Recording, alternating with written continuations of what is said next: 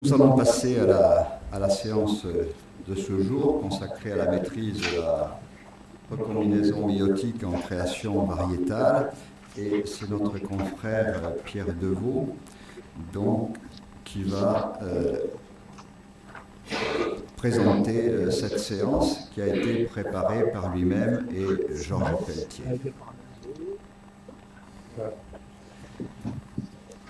Donc Pierre Deveau de la section 1, Georges Pelletier de la section 6. Alors, Monsieur le Président, Monsieur le Secrétaire perpétuel, Mesdames et Messieurs, donc l'innovation variétale vise à combiner en fait des allèles favorables chez un même individu. L'individu devenant variété est alors produit en masse, souvent par la semence, pour satisfaire la demande des agriculteurs et les besoins du marché.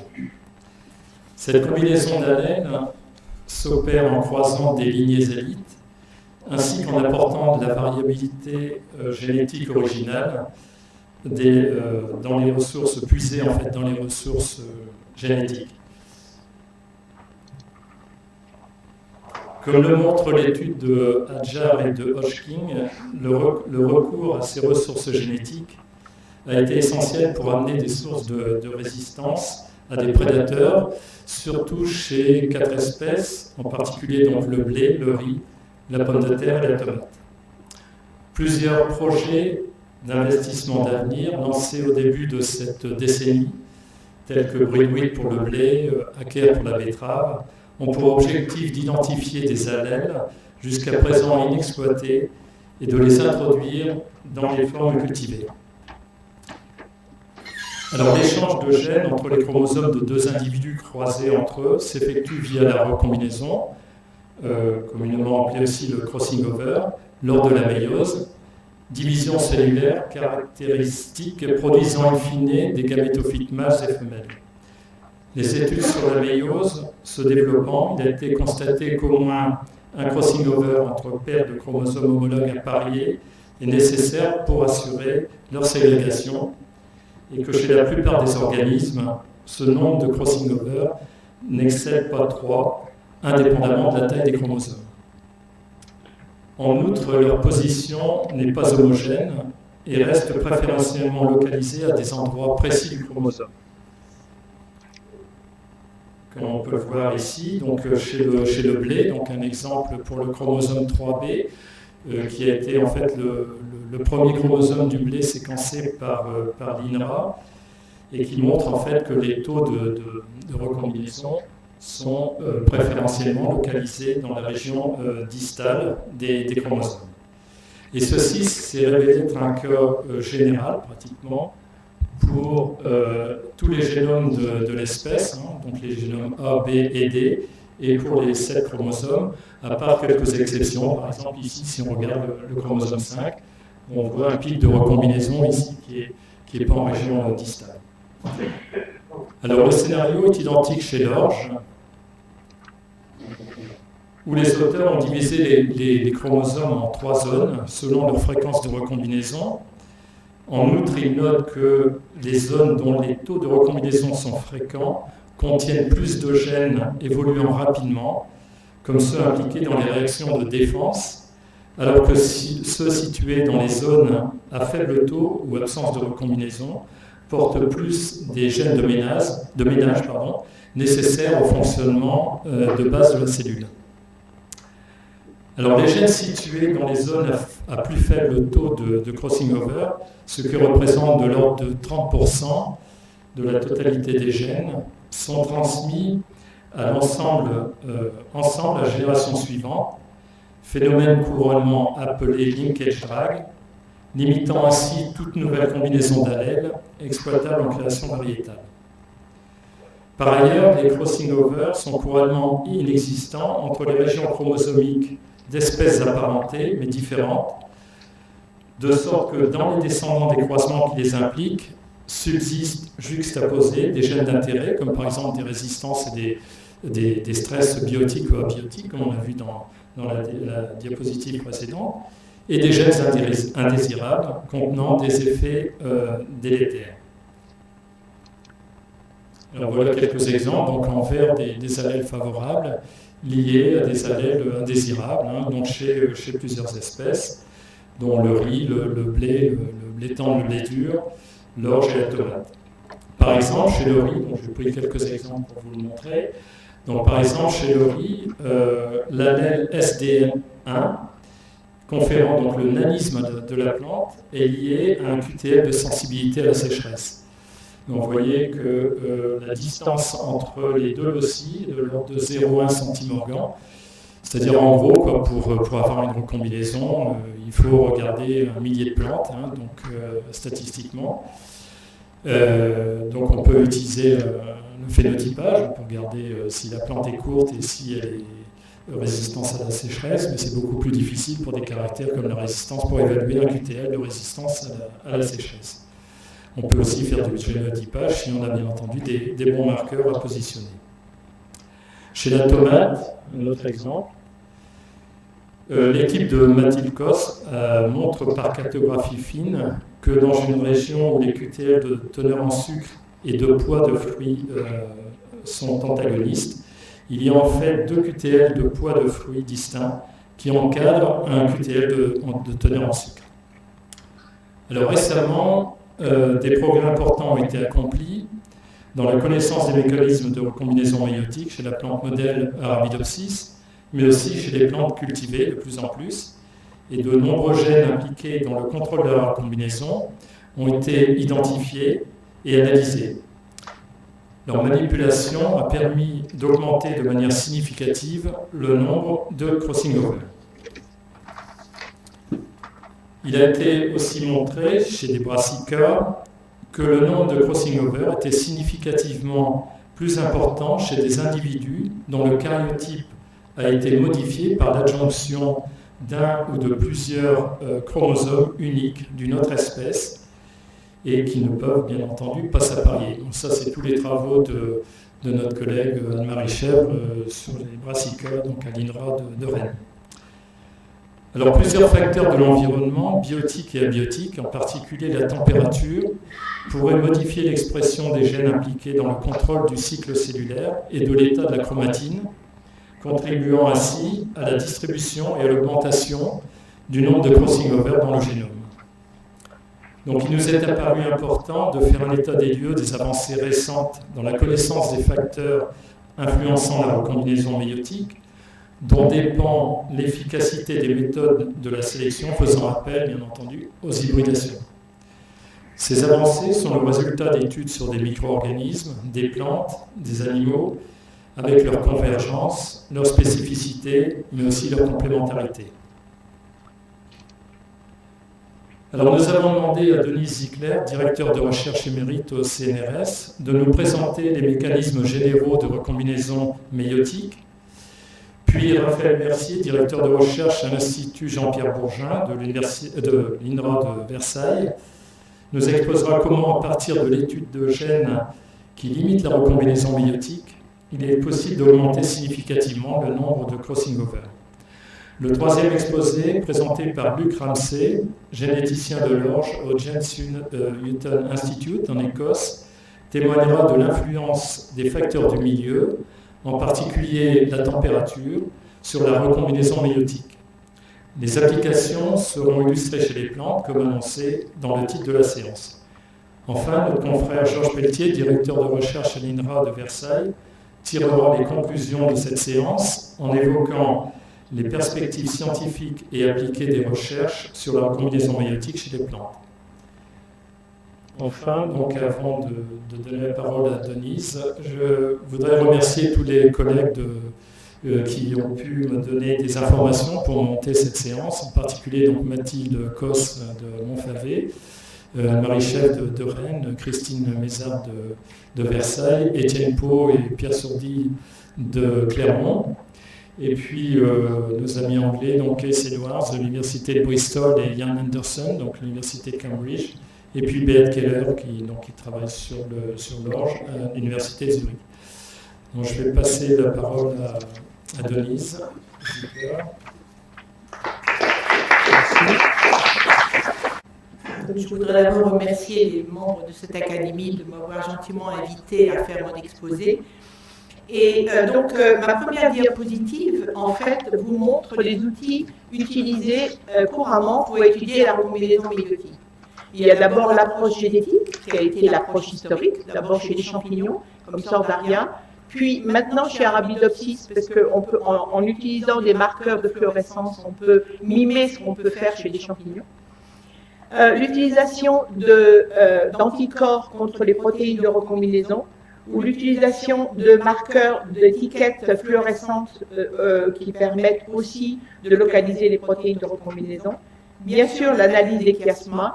Et puis enfin, si on a beaucoup d'argent, le séquençage systématique des cas de produits de méiose. Alors, mes premières diapositives, ce sont des rappels pour la méiose, pour vous remettre la méiose en tête. Donc la méiose permet le passage de l'état diploïde à l'état haploïde par 2 divisions successives sans phase de réplication intermédiaire. Donc la première division sépare les chromosomes, alors que la deuxième division sépare les chromatides sœurs. Alors, séparer des chromosomes en première division est un avantage, parce qu'il permet la production d'une grande diversité génétique.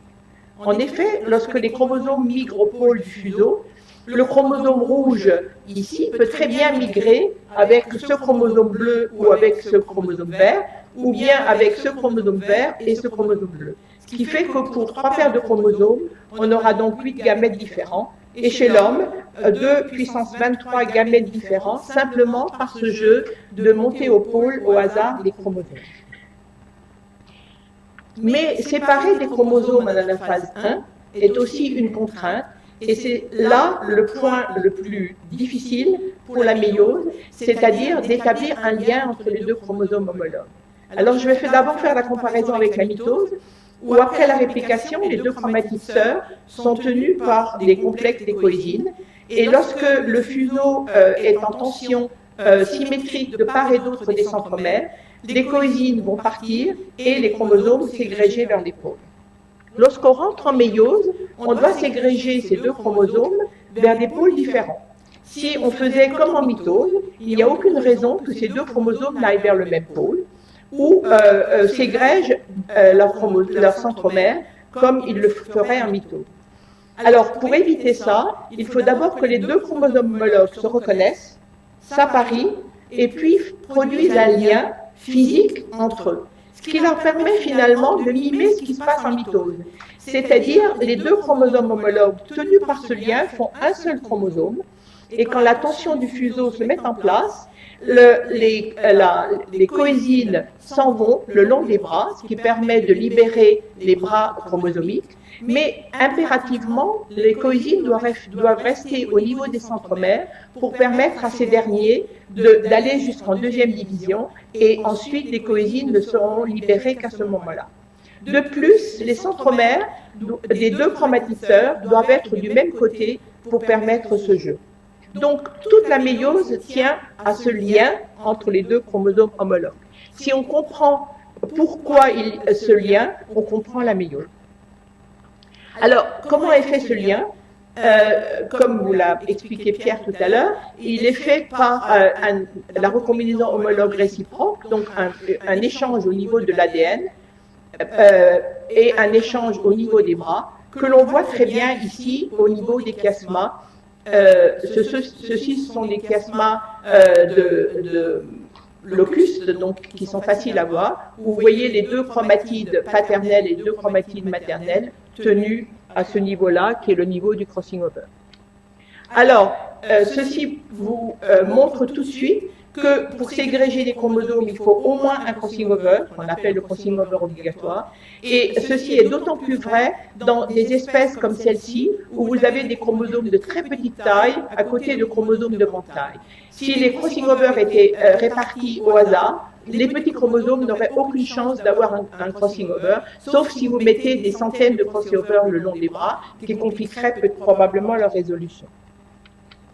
Enfin, les crossing over permettent un brassage intrachromosomique qui s'ajoute donc au brassage interchromosomique que je vous ai montré tout à l'heure et qui permet la création de nouvelles combinaisons d'allèles à chaque génération.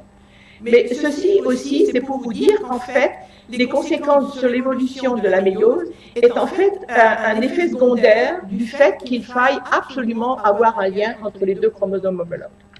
Et c'est donc pas la raison première de la méiose. Simplement pour vous rappeler que sans chiasma, donc sans lien entre les deux chromosomes peuvent monter vers un pôle, ou alors séparer précocement leur centromère et donc migrer vers et donc donner des gamètes aneuploïdes.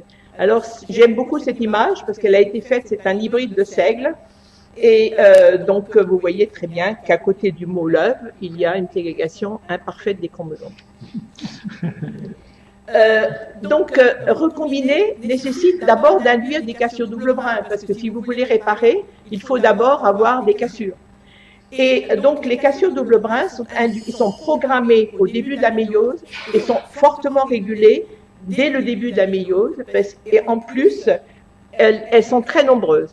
Par exemple, chez la levure, il y a à peu près 160 cassures double brin par méiose, chez les mammifères de 200 à 400, chez Arabidopsis et le riz de 150 à 250, mais jusqu'à 1000 chez le lys.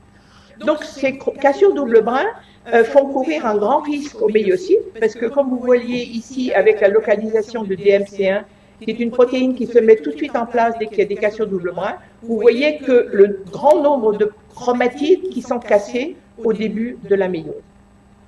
Par contre, le nombre n'est pas absolu, c'est une variante et peut varier de méiocyte à méiocyte dans un même organisme et d'un organisme à l'autre, bien sûr. Alors, comment sont faites ces cassures double brin? Elles sont faites dans tous les organismes par la protéine SPO11, qui est donc très conservée. On la retrouve chez tous les organismes sur lesquels on l'a cherchée. Et elle possède un domaine topoisomérase qui est homologue à celui de la topoisomérase 6A désarquée. Mais SPO11 n'a pas la capacité de suturer les brins coupés comme les topoisomérases. Par contre, par exemple, chez Arabidopsis, il y a 3 SPO11 et aussi une topoisomérase 6B. Les deux des SPO11 et la topoisomérase 6B sont impliqués dans la cassure double brin, mais la caractérisation biochimique de l'activité de SPO11 reste non résolue malgré bon nombre d'études depuis plus de 20 ans. Alors, comment on fait une cassure? D'abord, la protéine SPO11 est recrutée sur l'une des deux chromatides, et la cassure se fait.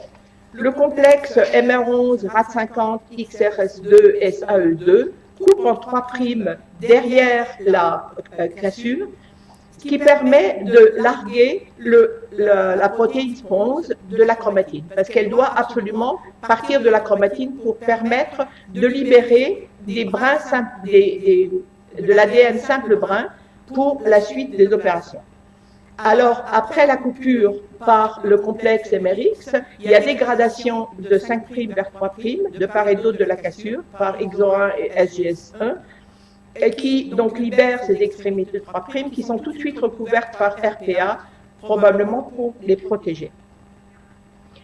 Alors, ça c'est simplement un exemple pour vous montrer en fait une expérience simple que nous avions fait chez le champignon Sordaria, pour vous montrer que ce n'est pas SPO11 qui est responsable des crossing over, mais que ce sont bien les cassures. Donc en absence de SPO11, vous avez que des univalents, des délégations au hasard des chromosomes et des gamètes anormaux. Par contre, si vous remplacez SPO11 par des cassures double brin exogènes avec des rayons gamma, vous restaurez l'appariement et la formation de gamètes, et une expérience qui montre que ce sont bien les cassures qui sont en charge et non pas SPO11 per se. Alors, l'autre question qu'il faut se poser, c'est où ont lieu les cassures. Alors, simplement pour vous rappeler qu'en méiose, la chromatine est organisée en boucle. Ici, c'est une photo de microscopie électronique qui vous montre l'axe du chromosome avec les boucles, représentées ici en schéma. Ces boucles sont attachées sur un axe qui est formé de coésine et de condensine et de topoisomérase 2. Et la taille des boucles est proportionnelle à la taille du génome. Par exemple, vous auriez une boucle comme ça pour la levure et une boucle qui dépasse 3 fois l'écran pour le lys. Alors, les cassures, elles, sont initiées sur l'ADN des boucles. Et c'est une protéine spécifique, SPP1, qui est un membre du complexe COMPAS, qui interagit avec l'histone H3K4 triméthylé et en même temps interagit avec une protéine MER2 qui est située sur l'axe. Donc elle permet de ramener l'endroit où spore 11 est localisé vers l'axe. Et la cassure elle-même ne se fait que lorsque cette boucle est ramenée sur l'axe. On a ainsi pu montrer que spore 11 est certainement l'acteur le plus important, mais ce n'est pas le seul acteur, parce que chez la levure, il faut au moins 9 protéines annexes de spore 11 pour produire la cassure. C'est-à-dire que si on élimine chacune des 9 protéines annexes, on n'a pas de cassure, même si spore 11 est en fait placé. Et aussi les coésines sont importantes.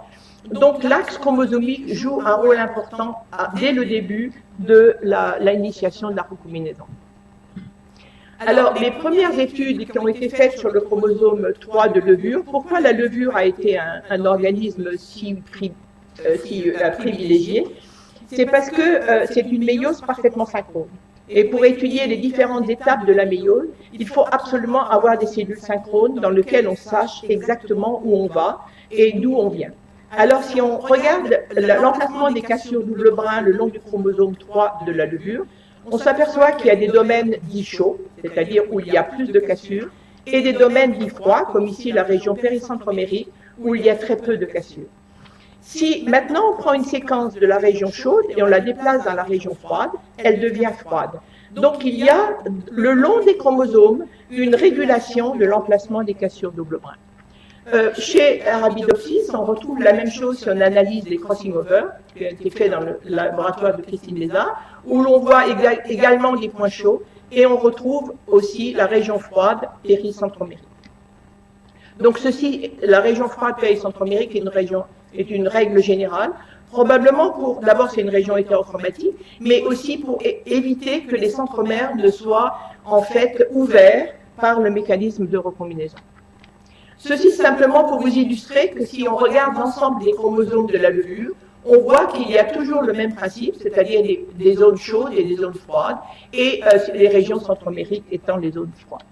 Alors, où ont lieu les cassures? Maintenant, quand on regarde avec plus de détails, si on regarde les cassures le long du chromosome 3 de la levure, on s'aperçoit qu'elles sont en fait dans les régions pauvres en nucléosomes des promoteurs des gènes, et elles sont aussi essentiellement trouvées dans les régions hypersensibles à l'ADN-AS1.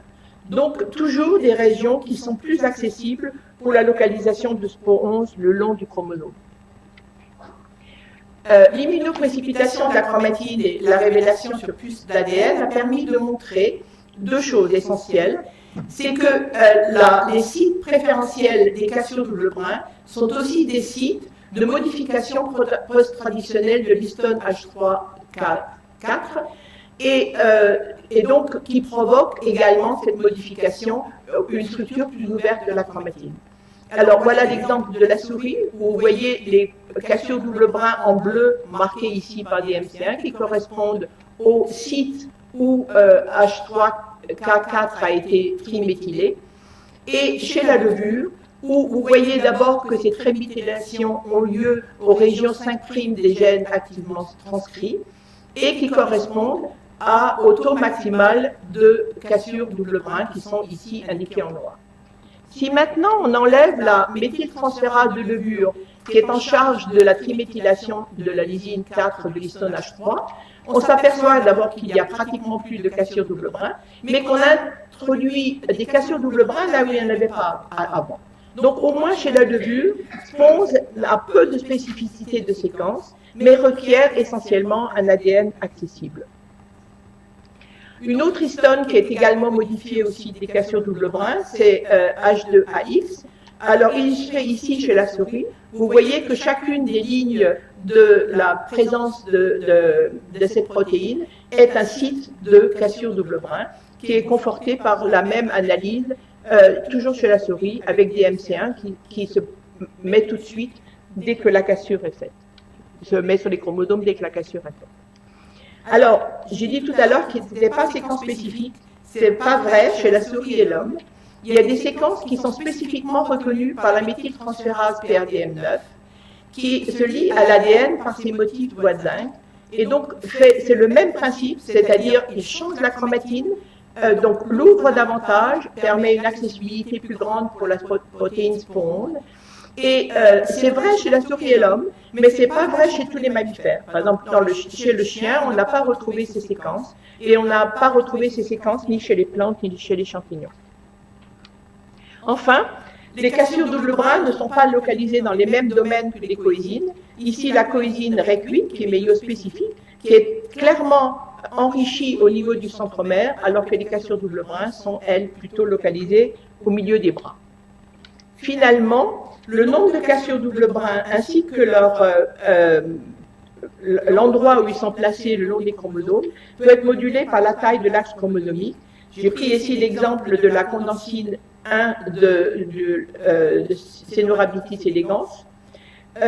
En absence de cette condensine, l'axe est plus long, il y a plus de cassures double brin, et en plus, ces cassures ne sont plus localisées au même endroit que dans la souche sauvage. Donc, vous voyez qu'il y a plusieurs façons de moduler l'emplacement des cassures double brin. Alors, comment sont-elles réparées? Alors, les simples brins 3' de tout à l'heure, la protéine RPA est remplacée par RA51 et DMC1. L'un des brins va envahir la chromatide homologue, l'autre brin est retenu par les coésines, et après invasion, il y a donc resynthèse d'ADN, mais cette fois-ci en utilisant la chromatide homologue comme matrice et non pas la chromatide sœur. Donc, la synthèse se poursuit sur les deux extrémités. Ensuite, il y a capture du deuxième brin, ici, qui est relâché par rapport à la coésine, et ce qui forme ce qu'on appelle une double jonction de Holiday, qui, lorsqu'elle est coupée, donnera un crossing over, et donc un changement de continuité des chromosomes paternels et maternels qui étaient au départ. L'autre voie de réparation, c'est la voie des non-crossing over.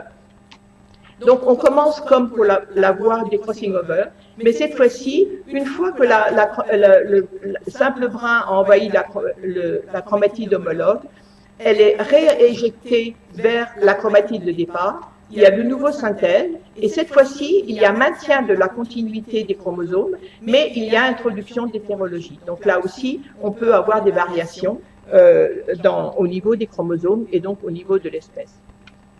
Alors, l'autre particularité de la méiose, qui est absolument indispensable, c'est que la réparation des cassures de bloc brun se fasse vers la chromatide du chromosome homologue et non vers la chromatide sœur, comme ça se passe en mitose quand il y a des cassures double brin. Alors, il y a plusieurs protéines appliquées.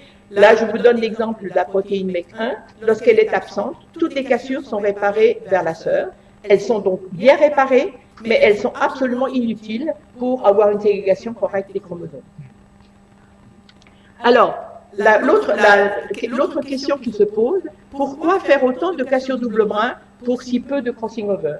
En effet, chez le riz, il y a environ 200 cassures double brin pour 21 crossing over. C'est la même chose pour les spermatozoïdes de souris. Et c'est vrai aussi pour la levure, où il y a un peu plus de crossing over. Donc, une des réponses est venue par l'analyse, et ça c'est pour vous montrer qu'en fait c'est toujours important de faire l'analyse sur plus d'espèces que simplement sur 2-3 espèces modèles. Quand on regarde ce qui se passe chez le nématode Caenorhabditis elegans ou la femelle de Drosophile, on voit que le nombre de cassures double brin est seulement 2 fois plus élevé que le nombre de crossing over. En fait, la différence avec tous les autres organismes, c'est que dans ce cas-là, l'appariement a lieu avant la formation des cassures double brin. Donc l'hypothèse avancée, c'est qu'en fait, il faut beaucoup de cassures double brin pour permettre l'appariement. Et si on regarde au microscope électronique ce qui se passe au début de l'appariement, on voit qu'il y a des ponts entre les deux chromosomes homologues. Et donc, on peut très bien penser qu'un certain nombre de ces ponts vont effectivement être des crossing over, et donc former des crossing over et donc permettre la ségrégation correcte. Les autres ponts vont faire des non-crossing over, mais ils ont permis à la base la recherche de l'homologue et donc l'appariement le long des chromosomes. Et ceci est certainement vrai dans toutes les espèces à grands chromosomes, comme par exemple les plantes. Alors, ceci me permet aussi de faire un autre point, c'est qu'il y a un lien étroit entre la recombinaison et l'appariement. Et donc, essentiellement, avec le complexe synaptonémal, qui est la structure d'appariement spécifique de la méiose. Donc, lorsque vous regardez au microscope photonique un pachytène, donc vous voyez les deux homologues parfaitement appariés, au milieu, au microscope électronique, vous voyez cette structure tripartite, qui est formée d'un élément latéral qui est, lui, sous le complexe des coésines, donc pour un des couples de chromatides, et pour l'autre chromosome homologue, la même chose. Entre les deux, il y a un élément central qui est équidistant des deux éléments latéraux et des filaments qui traversent et qui maintiennent cette structure à 100 nanomètres. Alors pourquoi avoir cette structure? D'abord, elle se forme en même temps que se forment les différents stades de la recombinaison. Les éléments latéraux sont formés au moment des cassures double brin. Au moment de l'invasion du simple brin, l'élément central commence à se former. Et si on n'a pas cette invasion, on n'a pas d'élément central. Et enfin, le complexe est complet de télomère à télomère, probablement pour permettre en fait la résolution, la formation des doubles jonctions d'Holliday et la résolution des crossing over. Enfin, le chiasma s'en va, le complexe s'en va, sauf au niveau des chiasmas au moment du diplotène. Alors, il y a donc un lien entre les protéines de la recombinaison et l'appariement. Alors, ceci, je vous l'ai illustré ici par mon champignon préféré qui est Sorzaria. Donc, en absence de sponge, je vous ai dit, il n'y a ni reconnaissance des chromosomes, ni appariement. En l'absence de MER3 qui est impliqué dans ce stade de l'invasion MSH4 et MSH5, il n'y a pas d'appariement. Chez le champignon et les mammifères, c'est pas vrai chez les plantes supérieures. Chez les plantes supérieures, il y a appariement quand ces trois protéines sont absentes. Donc, c'est pour à nouveau vous illustrer qu'il y a des différences entre les différents organismes. Enfin, en absence de MLH1, MLH3 et I10, il n'y a pas de crossing over et donc pas formation de chiasma. Et ça, c'est vrai également chez les plantes, malgré cette particularité à ce stade-là. Alors, je vais passer ça. Donc, réciproquement, les protéines du complexe sont indispensables à la recombinaison. En fait, les protéines de recombinaison et celles du complexe synaptonémal sont d'abord mises en place, les protéines sur l'axe des chromosomes. Et c'est les protéines du complexe qui ramènent les protéines de recombinaison vers le milieu entre les deux homologues. Ceci peut être montré ici. Par exemple, ça c'est le cas de MSH4. Vous voyez que MSH4 est d'abord sur les axes. Ensuite, il va entre les deux homologues. Il est entre les deux homologues au niveau du complexe synaptonémal. Et lorsque la protéine responsable de la formation du complexe est absente, les protéines restent sur les axes. Et donc, il n'y aura pas de crossing over. Alors, ce lien étroit entre les protéines de la recombinaison et celles du complexe synaptonémal permettent deux choses. Elles permettent d'abord de rapprocher les deux chromosomes homologues, de former les fameux ponts que je vous ai montrés tout à l'heure, et c'est seulement lorsque ces ponts sont formés qu'on a initiation du complexe synaptonémal, et donc qui lui-même est indispensable à la formation des crossing over. Donc, pour finir mon exposé, je dirais que la recombinaison méiotique a trois rôles essentiels. Un premier, c'est d'assurer la recombinaison, d'assurer l'appariement des chromosomes, d'assurer la présence d'au moins un crossing over, donc un lien entre chacun des chromosomes homologues, chaque paire de chromosomes homologues, et enfin a un rôle non négligeable dans l'évolution, à la fois par la recombinaison intra- et interchromosomique. Merci de votre attention.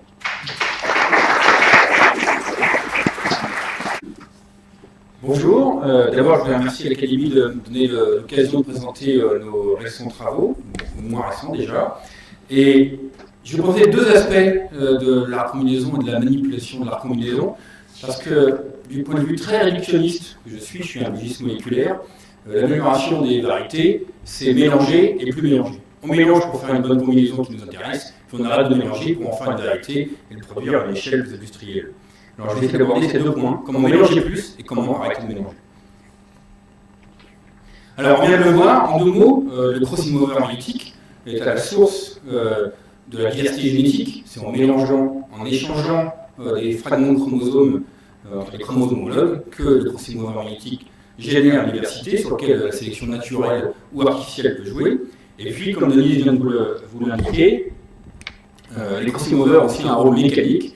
Vous voyez ici sur un chromosome de la règle 6 de connexion entre les chromosomes homologues et qui est absolument requis chez la plupart des espèces pour une bonne distribution des chromosomes et donc pour la fertilité et pour l'éviter des chromosomes aneuploïdes et donc la stabilité des génomes intergénération. C'est vraiment les deux aspects essentiels du crossing over que je vous présente ici par cet échange.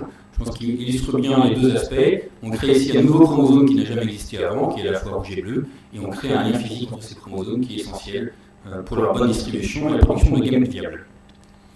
Alors, quand on regarde la distribution de ces crossing over le long des génomes de caryotes, ils sont tous sauf distribués aléatoirement. La première chose, et Denise vous l'a aussi indiqué à l'instant, il y a cette notion de crossing over obligatoire. Il faut au moins un crossing over par chromosome, et c'est ce qu'on observe chez la plupart des espèces, au minimum un crossing over par paire de chromosomes à chacune des méioses, sur chacun des méiocytes. Et puis ensuite, quand on regarde chez les eucaryotes, le nombre de crossing over, étonnamment, on n'en voit pas beaucoup. Typiquement, entre 1 et 3. Et pour vous convaincre de ça, j'ai ce petit graphique ici. Alors, sur ce graphique sont représentés des chromosomes d'eucaryotes le plus divers possible. Et chaque point est un chromosome. Et selon deux axes, ici la taille physique de ces chromosomes, je focalise notre attention sur le fait que c'est une échelle logarithmique. Donc les plus petits chromosomes ici font moins de 1 mégabase, et les plus gros font jusqu'à presque 1000 mégabases, donc plus de 1000 fois plus gros. Et ici, sur l'autre échelle, le nombre de crossing over par méiose estimé par les cartes génétiques. Et la première chose que je voudrais vous montrer ici, c'est que la grande majorité, à peu près 80% des chromosomes de caryotes, ont entre 1 et 3 crossing over par méiose. C'est très peu, c'est très proche de cette limite minimale physique de 1 par chromosome. Alors bien sûr, oui, est-ce que je voulais aussi vous montrer, c'est que ça semble complètement indépendant de la taille physique de ces chromosomes. Vous avez ici, à l'extrême gauche, des chromosomes qui font à peu près 1 mégabase, des chromosomes de champignon de Paris ou trypanosomes, à peu près 1 mégabase et de l'ordre de 2 crossing over par chromosome. Et ici, à l'autre extrême, l'opossum ou l'orge, des chromosomes presque 1000 fois plus gros, mais qui ont toujours quelque chose comme 2 crossing over. Si on le dit autrement, si on appliquait la densité de crossing over de ces espèces ici sur les espèces à gros chromosomes, on aurait des milliers de crossing over sur chaque chromosome. Et ce n'est pas ce qu'on observe. Et la dernière chose, c'est bien sûr, comme pratiquement toujours en biologie, il y a des exceptions. Ces exceptions ici sont ici cerisier, ici pombé, l'abeille, le poulet, qui sont sans doute des exceptions pour des raisons différentes. On pourra en reparler si vous le souhaitez lors de la discussion. Et puis finalement, je voulais insister que mon modèle favori, c'est Arabidopsis. Arabidopsis est un eucaryote très normal dans cette distribution ici, avec à peu près 2 crossing over par chromosome et par méiose. Et c'est le cas en fait de la plupart des espèces qui nous intéressent aujourd'hui. Les plantes et les mammifères sont tous dans cette zone classique entre 1 et 3 crossing over par méiose. Donc toutes les espèces que vous tentez d'améliorer, vous êtes limité avec quelque chose comme 2 crossing over par méiose. Et la dernière propriété de la distribution des crossing over, qui est peut-être la plus fascinante, en tout cas c'est celle qui me fascine le plus, c'est l'interférence des crossing over. Qu'est-ce que c'est que ça, l'interférence des crossing over? C'est le fait que les crossing over ne s'aiment pas les uns les autres. Ils se repoussent, il semble, dans des chromosomes. Quand il y a plusieurs crossing over le long d'un même chromosome, ils ont tendance à être loin les uns des autres, et ainsi distribués de façon plutôt régulière le long des chromosomes. Ils se repoussent par un mécanisme qui est encore aujourd'hui bien mystérieux. Alors, j'ai représenté sur cette diapositive ici ma simplification à l'extrême des modèles qu'on a aujourd'hui de formation de ces crossing over. Comme vous l'indiquez Denise, la recombinaison, c'est un mécanisme de cassure et de réparation de l'ADN. On casse l'ADN en 1000 morceaux au début de la méiose, littéralement en beaucoup de morceaux. Alors, dans le cas de l'Arabidopsis, c'est à peu près 200 cassures de levrin. C'est la même chose chez la plupart des eucaryotes. Et puis, à la fin, on fait quelques crossing over, de l'ordre d'une dizaine chez Arabidopsis. L'immense majorité de ces cassures sont réparées sans produire de crossing over. Et la dernière chose que je voulais vous indiquer dans mon introduction ici, c'est qu'il existe, on a identifié au cours de la dernière décennie, disons, 2 classes de crossing over. Une classe qui est majoritaire chez la plupart des eucaryotes, on appelle la classe 1 de crossing over, qui a toutes les propriétés que je vous ai indiquées. Notamment, ils sont interférents. Ces crossing over de classe 1 sont très rarement proches les uns des autres. Et puis, il y a une seconde voie, beaucoup plus minoritaire chez la plupart des eucaryotes, qui est la classe 2 de crossing over, une sorte de voie de secours, et qui ne répond pas aux mêmes propriétés de distribution que les crossing over de classe 1, et en particulier qui ne sont pas interférents. Mais cette voie est vraiment minoritaire. Quand vous regardez les crossing over chez les eucaryotes que je vous ai présentés tout à l'heure, ils sont très majoritairement de classe 1. Alors, pour résumer mon introduction, les deux messages à retenir, le nombre de crossing over est très limité chez la plupart des eucaryotes, très bas. En tout cas, on pourrait s'attendre à une variation plus grande. Et puis, les précurseurs moléculaires de ces crossing over sont en très large excès par rapport au nombre de crossing over finis. Donc, suggérant qu'il existe des mécanismes pour limiter le nombre de crossing over. Et c'est cette question qu'on s'est posée il y a quelques années maintenant. Qu'est-ce qui limite la formation des crossing over? Donc je suis un généticien, et donc j'ai une seule réponse à toute question, faisons un crible génétique. Donc on a fait un crible génétique à la recherche spécifiquement des facteurs anti-crossing over. Alors, je ne vais pas rentrer trop dans les détails, mais je peux quand même montrer cette diapositive pour vous montrer la puissance du modèle Arabidopsis pour ce type de questions. Ce qu'on a fait, c'est une rose assez classique du généticien, c'est un crible de suppresseur. Qu'est-ce que c'est que ça? On est parti d'un mutant, ici d'Arabidopsis, qui avait moins de crossing over parce que la voie 1 était inactive. Donc très peu de crossing over, et si vous avez suivi mon introduction et celle de Denise, moins de crossing over veut dire mauvaise distribution des chromosomes, et donc aneuploïie des gamètes, et donc une stérilité. Et chez Arabidopsis, c'est très pratique, Arabidopsis étant hermaphrodite, la stérilité se mesure simplement en regardant la plante, parce que les fruits sont beaucoup plus courts. Vous voyez ici, les fruits sont beaucoup plus courts ici sur cette plante que sur celle-ci, du fait d'un défaut de crossing over. Et ce que nous avons fait, c'est appliquer une nouvelle mutagénèse aléatoire sur ces individus ici, à la recherche de nouveaux mutants chez qui la fertilité est restaurée, ce qui se voit comme le nez au milieu de la figure, et la fertilité est restaurée parce que, en tout cas c'était l'idée, parce que les crossing over ont été restaurés, parce que nous avons touché un gène dont la fonction est de limiter les crossing over. On a fait ça à une échelle presque industrielle maintenant, et ça fait quelques années qu'on fait ça, et pour vous raconter tout ça très succinctement, nous avons identifié 8 gènes aujourd'hui qui définissent 3 voies moléculaires qui activement limitent la formation des crossing over. Je ne vais pas rentrer trop dans les détails de qu'est-ce que sont ces gènes, juste vous souligner que chacun de ces gènes, FINCAM, RECU4 ou FIGL1, sont des gènes très conservés dans l'évolution. On trouve leurs homologues très facilement chez des mammifères, par exemple, et bien sûr très facilement chez toutes les espèces de plantes, ce qui est bien sûr un intérêt si on veut faire du transfert aux espèces cultivées. Alors, de nouveau, un résumé très rapide d'un certain nombre de données. Qu'est-ce qui se passe dans ces mutants? Dans ces mutants, on a une augmentation de la recombinaison, quand on éteint ces gènes, et dans tous les cas jusqu'à présent, il se passe la même chose dans ces différents mutants. Il y a une augmentation très forte de la classe 2 de crossing over.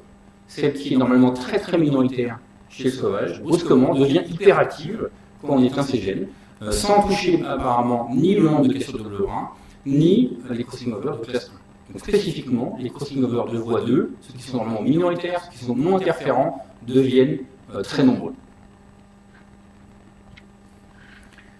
Alors, la suite de mon exposé maintenant, les quelques diapos qui viennent, s'attachent à regarder l'intensité de cette augmentation de leur combinaison et la nouvelle distribution des événements de leur combinaison le long d'un gélome, le long du gélome d'Arabidopsis. Alors pour ça, nous avons une expérience classique du généticien qui est de regarder la ségrégation de marqueurs moléculaires qui couvrent le génome entier. Donc c'est ce genre de données que l'on obtient.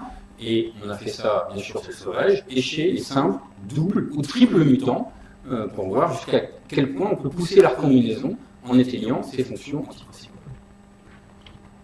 Alors voici le résultat global. Ça, c'est la carte génétique complète, ou si vous voulez, le nombre de crossing over par méiose chez ces différents génotypes. Donc, on parle du sauvage ici, qui a...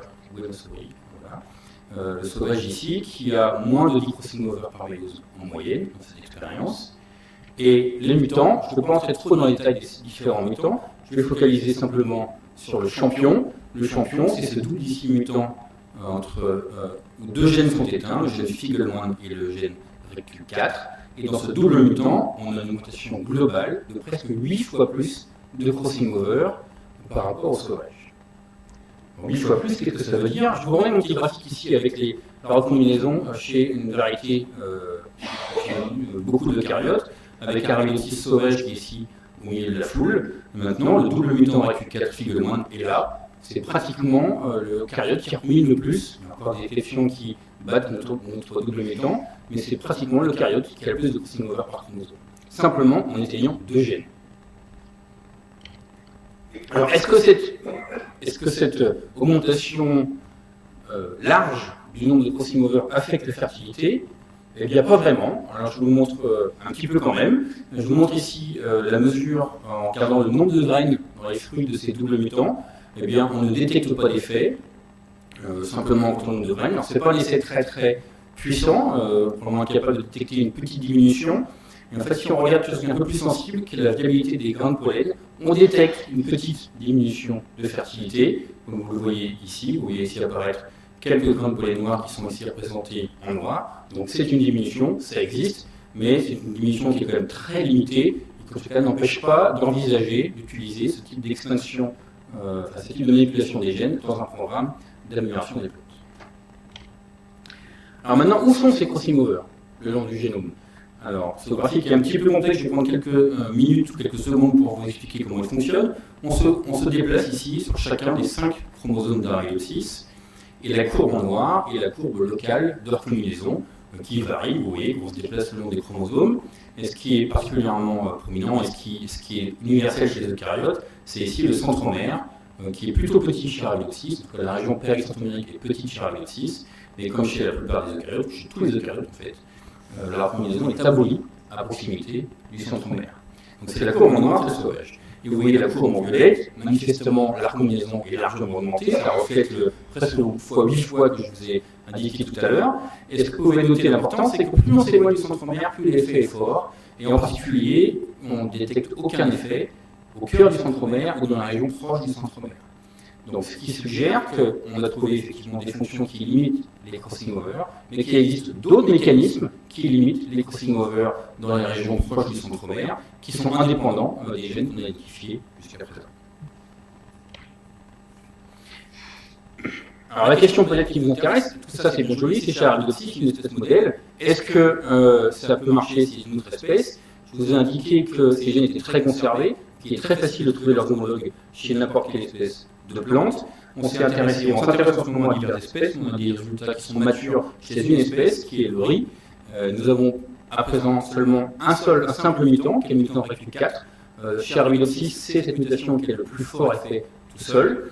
Et chez le riz, qu'est-ce qu'on voit? Même tour pour tout à l'heure. Ici, vous avez en vert le sauvage et en bleu le mutant. Et vous voyez qu'on a plus de 3 fois plus de crossing over dans ce simple mutant le long du génome de riz, avec le même effet, les centromères sont toujours éteints, mais néanmoins, plus de 3 fois plus de crossing over en ayant une seule mutation dans le génome du riz. Donc, conclusion de cette première partie, la deuxième est plus courte, je vous rassure. Conclusion sur cette première partie, il est possible d'augmenter relativement facilement la harmonisation, jusqu'à 8 fois plus à l'échelle du génome. Donc, bien sûr, c'est un outil potentiel intéressant dans le cadre de l'amélioration des plantes, mais toujours pas d'effet, en tout cas chez Arabidopsis dans la région péricentromérique. Il sera intéressant d'aller tester la mutation de ces gènes dans des espèces comme des gros centromères. C'est pas dit que le comportement d'Arabidopsis soit complètement transférable à ces très larges centromères chez des espèces type blé ou orange. Et la question finalement presque fondamentale qu'on peut se poser, et peut-être que vous posez vous-même au début de l'exposé, pourquoi avoir si peu de crossing over chez la plupart des espèces, s'il est si facile de les augmenter sans aucun effet immédiat? Eh bien, c'est une question qui est ouverte. Mon hypothèse favorite étant que c'est la combinaison elle-même qui est sous sélection, sous pression de sélection, et que l'optimum de leur combinaison pour s'adapter à un environnement moyennement changeant est probablement assez bas. C'est une hypothèse aujourd'hui, et je suis bien sûr ouvert au débat à la fin de l'exposé, tout à l'heure ou après l'ensemble des exposés. Deuxième partie, donc on a vu comment augmenter la combinaison. Une autre question qui est intéressante, c'est comment est-ce qu'on pourrait abolir la combinaison pour fixer notre génotype favori. Alors, c'est là qu'il y a une observation, encore une fois, dans la nature qui est intéressante, qui est le mode de reproduction dit apomictique, l'apomixie. Alors, qu'est-ce que c'est que ça, l'apomixie? C'est un mode de reproduction assez particulier, qui est un mode de reproduction clonale par graine. C'est un mode de reproduction qui est dérivé de la reproduction sexuée, parce qu'il y a bien des graines qui sont produites, mais ces graines sont génétiquement identiques à leurs parents, à leur mère en l'occurrence. si vous voulez parler comme ça, parce que c'est la plante qui porte les graines. Et c'est pas très commun comme mode de reproduction, mais quand même, ça se retrouve chez un certain nombre d'espèces. À peu près 400 espèces ont été répertoriées comme pouvant avoir au moins de façon partielle ce type de reproduction dans différents classes de plantes assez divers. Mais ce mode de reproduction est absent, pratiquement absent chez les espèces cultivées, à part quelques exceptions, mais qui sont plutôt anecdotiques. Et il serait particulièrement intéressant de pouvoir introduire ce mode de reproduction. Vous êtes, j'imagine, bien au courant que beaucoup d'espèces cultivées sont des hybrides F1, pour profiter de l'hétérosis. Et donc il faut reproduire ces semences à chaque génération par croisement. Et que si on récolte les graines d'une F2, d'une hybride F1, par reproduction sexuée, on perd l'intérêt de l'hybride F1 et on a une population qui a une valeur moyenne beaucoup plus basse. Si on était capable d'introduire la pollicie dans ces hybrides F1, on pourrait reproduire simplement par reproduction en récoltant leurs graines à l'infini cet hybride, et ainsi, d'une part, simplifier la production de graines hybrides et probablement être capable d'utiliser l'hétérosis chez beaucoup plus d'espèces qu'aujourd'hui. Alors, comment est-ce qu'on peut faire ça? Donc, l'idée, c'est de partir d'une plante hybride et être capable de produire un embryon, une graine clonale. Alors, la première chose à faire, et c'est là que mon intérêt s'est porté sur ces questions-là, c'est de produire des gamètes clonaux, donc de se débarrasser de la méiose, tout simplement. Eh bien, Denise vous a expliqué tout à l'heure que la méiose différait de la mitose par simplement 3 piliers. Ces 3 piliers sont 1, la recombinaison, 2, d'avoir 2 divisions qui suivent une seule réplication, ce qui est différent de la mitose, et ce qui réduit la ploïdie. Et puis, troisièmement, ce mode de distribution des chromosomes spécifique à la première division de méiose, où on sépare les chromosomes homologues et non pas les chromatides sœurs. Alors, après quelques décennies de travaux chez Arbutus et d'autres espèces modèles, on a maintenant des mutants qui sont capables d'affecter spécifiquement chacun de ces 3 piliers. Et si on combine ces 3 mutations ensemble, je ne vais pas rentrer dans les détails moléculaires, mais si on combine ces 3 mutations ensemble, effectivement, on déconstruit la méiose et elle devient une mitose. Okay. Alors c'est vrai du côté mâle, du côté femelle, ces plantes ici qu'on a appelées maïmi font une mitose à la place de la méiose. Vous voyez, leurs méiocytes font une mitose et produisent des gamètes parfaitement identiques au génome de la plante mère ou père. Alors, qu'est-ce qui se passe dans ces mutants, ces triples mutants qui font maintenant une mitose à la place de la méiose? Il y a toujours de la fécondation dans ces mutants. Et une des fonctions essentielles de la méiose, c'est de réduire la ploïdie entre chaque génération pour la maintenir stable. Donc, ce qui se passe dans ces mutants, vous avez ici cette plante qu'on a appelée maïmi, qui est diploïde avec 10 chromosomes. Elle fait une mitose à la place de la méiose. Génération suivante, elle devient tétraploïde. Elle est toujours de type maïmi. Elle fait une mitose à la place de la méiose. Génération suivante, elle est octoploïde, avec 40 chromosomes. Elle est toujours de type maïmi, mais cette fois-ci, elle est stérile. Je n'ai pas de plante hexadécaploïde à vous montrer, avec 80 chromosomes. Mais néanmoins, voilà une démonstration que la mitose avait été remplacée par une méiose dans ces plantes. Donc là, il nous reste encore un pont à franchir. Nous avons effectivement des gamètes diploïdes clonaux, mais ceux-ci ne font pas des embryons clonaux puisqu'ils doublent le produit à chaque génération. Et c'est là qu'un autre collègue, Simon Chan, à l'Université de Californie à Davis, a identifié une lignée qui a une propriété assez fascinante, qui s'appelle GEM. Peu importe les détails moléculaires à nouveau, mais les propriétés de cette lignée, c'est d'éliminer ses propres chromosomes dans le zygote qu'elle produit par fécondation de ses gamètes. Donc, un petit schéma ici, la théorie étant, si je prends un gamète GEM et que je féconde un gamète maïmi, les chromosomes de GEM vont être éliminés, et donc je devrais produire des graines, des embryons, qui sont parfaitement identiques génétiquement à leur plante mère. Donc si je vous le montre, c'est qu'on l'a fait, et que c'est le cas. En effet, alors ici, vous avez un code couleur ici qui représente le génotype de la mère, avec des couleurs bleues, jaunes et grises noires, qui sont différents marqueurs génétiques le long du génome, croisés par un autre parent ici, GEM, qui a une composition génétique différente représentée par ces couleurs, et nous avons montré que nous avions à peu près 35% des descendants qui sont parfaitement identiques à la plante mère, qui sont donc des clones produits par graines de la plante mère. Nous avons poussé un petit peu le bouchon un peu plus loin, en montrant qu'on pouvait prendre un de ces clones et le recroiser par GEM, et de nouveau produire des clones de clones, donc potentiellement multiplier à l'infini le génotype qu'on avait au départ. Donc, résumé, en quelques mots, on peut combiner la modification de la méiose en mitose avec l'élimination spécifique des chromosomes d'un des parents pour produire des graines clonales, donc reproduire de la comicite de façon artificielle. Alors, encore une fois, le transfert vers l'espèce cultivée est une question cruciale. Aujourd'hui, nous en sommes là. Nous avons montré très récemment, comprenant les trois mêmes mutations qui visent chacun des trois piliers de la méiose, on peut transformer la méiose en mitose chez le riz, cette fois-ci. Vous voyez ici une méiose transformée en mitose chez le riz, qui fait maintenant des cellules qui sont parfaitement identiques à la plante mère. On a pu montrer que ces gamètes étaient clonaux et que de la même façon que chez Arabidopsis, on a un doublement de ploïdie quand on récolte les descendants de ce maïs de riz. Aujourd'hui, nous n'avons pas l'équivalent de GEM que nous avons chez Arabidopsis chez le riz. Donc aujourd'hui, nous n'avons pas la possibilité de maturer, transformer ces gamètes clonaux en graines clonales. Mais c'est bien sûr le sujet de recherche active dans différentes équipes à travers le monde. Donc, conclusion pour cette deuxième partie, Not to Mix. Il est possible de construire artificiellement une reproduction clonale par graine chez une espèce sexuée, et qu'il y a encore des limitations, on est encore loin d'aller au champ, pour diverses raisons. La première, c'est que la fréquence de graines clonaux clonales de clones est encore assez faible, de l'ordre de 35%. Alors c'est mieux que 0 n'était avant, mais on est encore loin des 99% qu'il faudrait pour que ça soit applicable.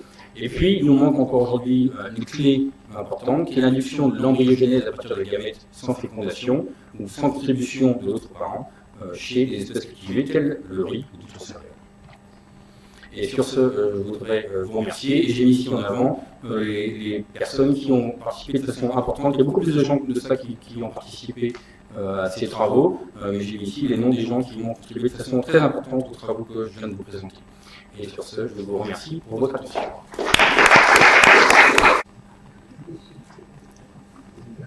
Alors, je dois dire merci aussi à l'invitation et je veux dire pardon en avance parce que cette titre, c'est la seule partie de la présentation qui est en français. Le reste, c'est tous en anglais, mais en copier, je vais essayer de parler français un peu aussi. Une espèce d'hybride, peut-être. Alors, c'est la combinaison chez les plantes, mais vraiment, je vais parler de la combinaison chez l'orge. C'est la plante avec que je travaille. Et comme Pierre a dit, c'est un grand génome, mais aussi c'est une belle plante avec des avantages génétiques, mais vraiment parce que c'est important pour l'écorce, pour le whisky et pour la bière. Alors, comme on a déjà vu, il y a beaucoup de différences, Raphaël a déjà dit, entre les espèces. Le nombre de gènes, c'est presque pareil entre l'humain et l'orge, mais le génome c'est plus grand de l'orge, mais parce que c'est seulement 7 chromosomes chez l'orge, et vachement moins de crossover par cellule que chez les hommes. Alors les moins combinaisons chez l'orge. Et en plus, comme Pierre a déjà dit, c'est la distribution, c'est vraiment distal. Et il y a pas mal des gènes pas mal comme les gènes dans cette région-là ne sont pas vraiment inclus avec les combinaisons normales. Et ça voit quand on voit des diversités génétiques des orges qu'on utilise. Ici, c'est des variétés ici, et ça, c'est des marqueurs génétiques. Et on voit bien qu'il y a pas mal de diversité à l'arme de la carte génétique. Et au centre, il y a vachement moins de diversité. C'est quelques arrangements, peut-être 4 en tous pour tous ces 200 variétés. Alors, et ça c'est important pour l'amélioration parce qu'il y a quand même c'est pas seulement des gènes de comment dire, housekeeping, pour le ménage, il y a aussi des gènes de résistance et aussi pour la qualité de maths. Alors pour nous c'est important.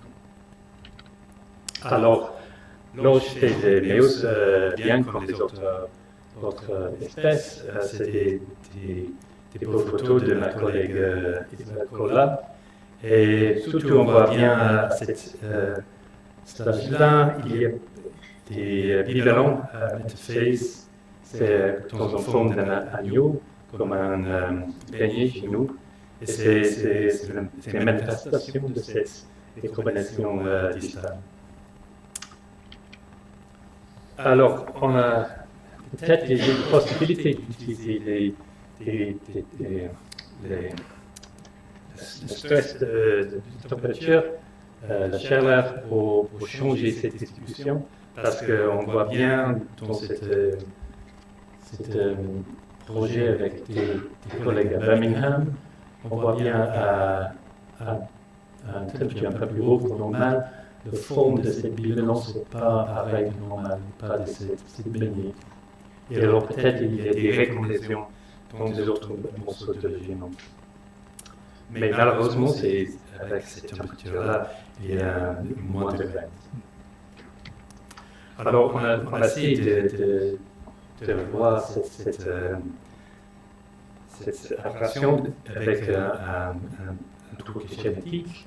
On fait un croisement entre deux l'orge, F1, on fait encore un croisement avec un lapéron pour avoir des pas croisement avec dans les deux directions, femelle et mâle. Et cet croisement, même c'était fait à 3 températures normales, un peu plus haut et vraiment pas trop pour l'orge. C'est dans aussi pour population, pour séparer l'effet le sexe et aussi la température. Ok, donc on voit des cartes génétiques de cette expérience. En fait, il y a un effet de température, mais c'est seulement sur le côté mâle, c'est pas sur le côté féminin. Et c'est une surprise, mais c'était en fait c'est statistiquement significant pour les deux choses, mais c'est vraiment qu'on voit pour un seul chromosome, on voit bien qu'il y a un peu plus de combinaisons, mais c'est surtout sur cette région centrale qui normalement il y a un peu moins. Alors pour nous, c'est peut-être intéressant parce que c'est un moyen d'utiliser un truc assez simple pour changer la distribution de combinaisons. Ok, et on fait la comparaison avec les phases physiques, et il semble que c'est peut-être on arrive à faire quelque chose d'intéressant. Alors, en fait, avec les collègues de Apollo-Suisse, au Pays de Galles, on voit aussi cette apparition de crossing over dans les régions paranormales. On se voit bien avec les protéines MH3 qui donnent la position de cette recombinaison pour la classe que Raphaël a dit. Alors on voit cette correspondance entre la cytologie et les cartes génétiques. Alors c'est nous donne encore de moyens de continuer. Et peut-être c'est bien aussi avec un tout plus vieux, avec les possibilités de ce manque de synchronicité entre le mâle et le femelle dans cette différence. Et c'est aussi avec cette projet avec Birmingham, on voit aussi cette différence avec la température. Alors ça nous donne l'idée de l'importance de l'entrée à Maïus et aussi pas seulement la Maïus lui-même. Alors peut-être on peut utiliser ça pour la génération de la plante, mais il y a des problèmes. Il y a des problèmes surtout avec la fertilité du grain. Et aussi avec, peut-être on peut utiliser un traitement plus court pour pour cette entrée de méiose. Mais pour nous, c'est un problème avec le plan de l'orge, parce que c'est difficile de deviner exactement quand ça arrive, surtout avec les formes de plantes, parce que ça ne fleurit pas toujours en même temps. Chaque tige a un temps un peu différent. Alors, est-ce que c'est possible? Parce que le méiose, peut-être, c'est 40 heures dans l'orge. Et ce n'est pas évident exactement ce qu'on, parce qu'on utilise les plus grandes plantes dans le plan normal. Alors, on changeait pour utiliser des modules plus petits pour avoir des plans de placement plus petits, avec peut-être un ou deux tiges, tout pareil. Et en plus, ce n'est pas évident exactement où se trouve le maïs, parce que c'est bien avant le fleurir de la plante, c'est quand les inflorescences sont vraiment petites dans la tige, et ça c'est peut-être 2-3 mm. Il y avait des tout petites et les plantes. Alors, on a fait pas mal de travaux pour deviner exactement le bon ton pour appliquer cette température, mais on peut utiliser les tailles de plantes, les tons dans le cabinet et tout ça pour deviner. Et en fait, on a essayé un tout petit cours de traitement de chaleur pour 11 jours quand même. Et en fait, on a sur un F1, mais quand même, il y a un peu moins de graines, mais vachement plus qu'avant. Et quand on voit vite fait le carte génétique avec cette population de F2, on voit bien qu'il y a un effet peut-être moins fort qu'avant, mais quand même on voit qu'il y a un peu plus de combinaisons au niveau du centre de commencement. Et pour s'amuser, on a aussi utilisé le froid, ça passe sur le chaleur. Mais ça, prend vachement plus de temps, c'est 65 jours à 4 degrés. Et ça, la fertilité, c'est impeccable, cette température. Mais en fait, c'est l'inverse. On arrive à avoir un cadre génétique un peu plus petit. On voit bien toujours froid normal chaud dans cette couleur-là. On voit bien que c'est toujours au centre, il y a plus de combinaisons avec la chaleur et moins avec le froid. Peut-être on manque des marques à la fin, peut-être mieux des combinaisons vraiment distales dans les conditions froides. Maintenant, on commence à avoir un peu plus de détails parce qu'on a une plateforme pour utiliser 50 000 marquages génétiques, et ça arrive cette année, et on peut deviner un peu mieux la position et les crossing over, les combinaisons.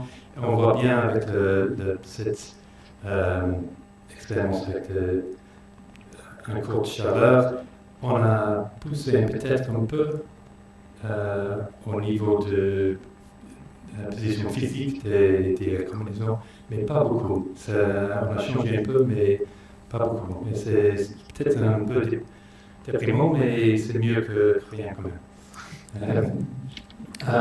Et c'est important de deviner que ce n'est pas toujours la même histoire. Ma collègue à John Innes Center à l'hôtel a fait des études sur le blé, assez célèbres, mais aussi il a vu un effet de température chez le blé, mais c'est l'inverse de l'orge. Ça, c'est des hybrides blé-seigle, mais le température le plus bas, c'est en fait le plus de chiasma, plus de combinaisons. ça c'est ce qui est, mais c'est son pH1 aussi, c'est pas le fait de pH1, alors c'est évidemment ce que je défends entre les deux. Mais il avait aussi des problèmes dans cette expérience pour avoir des résultats qui vainquent. Et en fait, il arrive à deviner qu'il y a aussi un autre effet avec des nutriments, les autres, les phosphates, probablement, dans cette open solution. Et quand ça c'est à 20 degrés,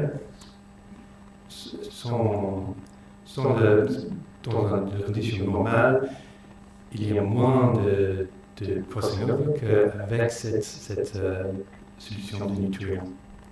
Et en fait, cet effet c'est plus grand que la température. Alors c'est quelque chose qu'on doit essayer, en fait.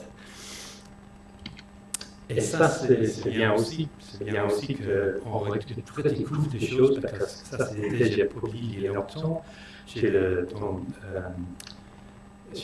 siècle.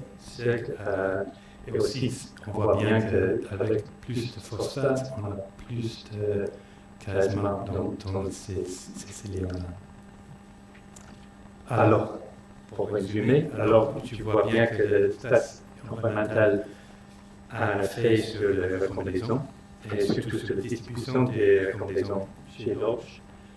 Et peut-être on peut utiliser un traitement court comme un outil pour l'amélioration des plantes, mais peut-être aussi ces éléments particuliers pour chaque espèce et peut-être des autres espèces environnementales comme des phosphates, surtout à des potentiels. Mais cette phénotype de recombinaison est plastique et peut être manipulé pour notre avantage. Avec ça, je dois dire merci beaucoup. Merci.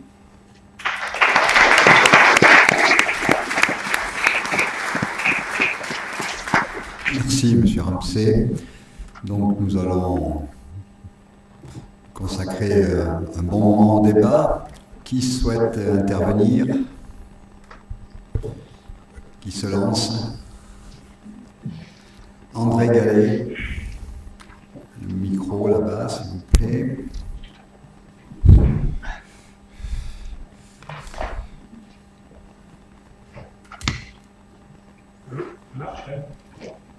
Donc la question, c'est pas peut-être plus à rappeler aussi. Non, ça ne marche pas.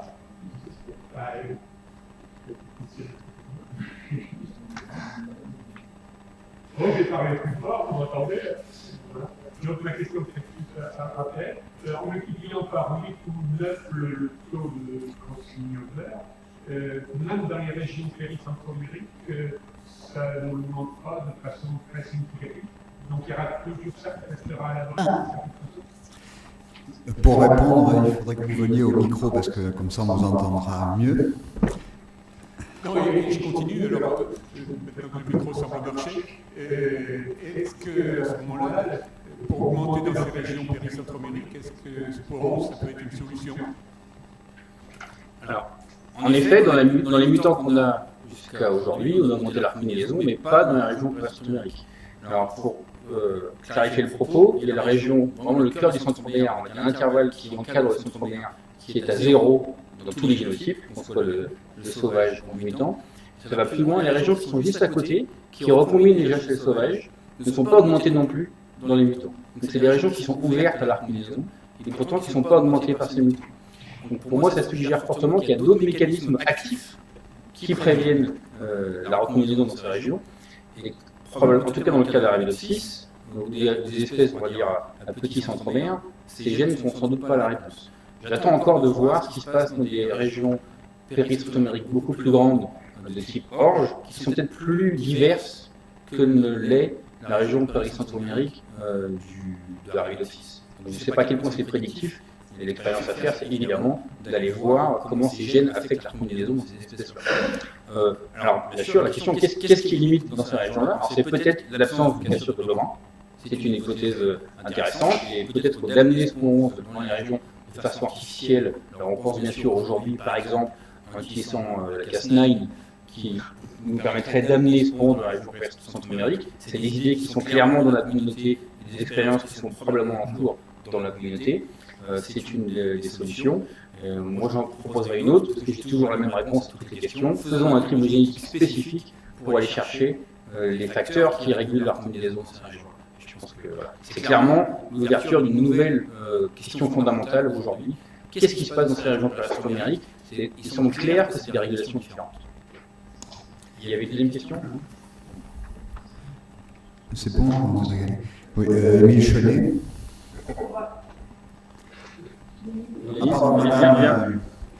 Ziegler va apporter un complément.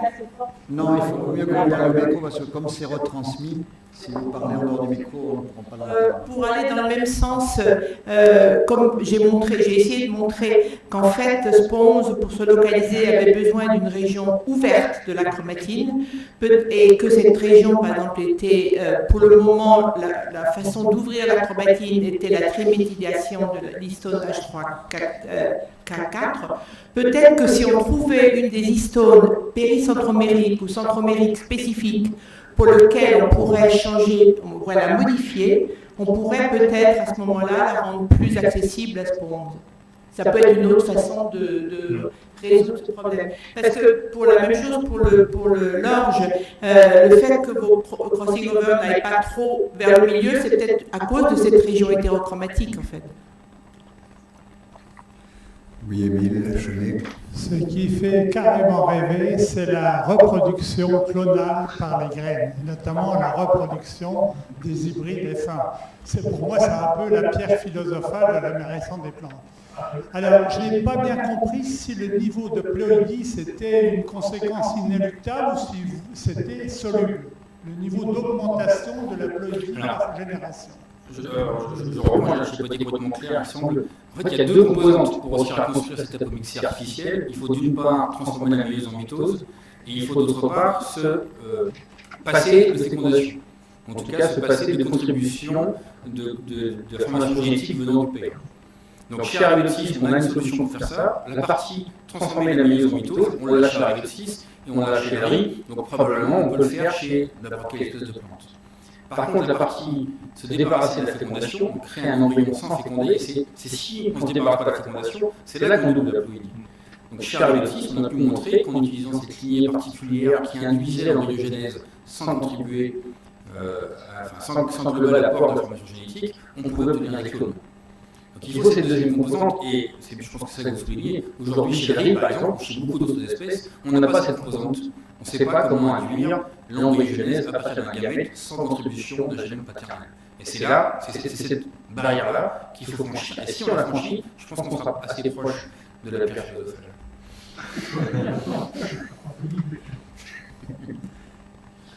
Autre question? Oui. Malcolm Hadley. Les trois orateurs sont tous basés dans le secteur public. Et il y a très peu de mentions du secteur privé. On voit de temps en temps le nom d'une boîte privée. Quels sont les types de relations entre vous, chercheurs dans le secteur public, et le secteur privé qui sont, sur le plan pragmatique, les utilisateurs de vos conclusions? Est-ce qu'ils financent votre travail? Quelle est la relation entre, disons, la nature publique de votre chercheur et l'utilisation? Alors, je vais partager mon expérience personnelle et puis je te laisserai continuer.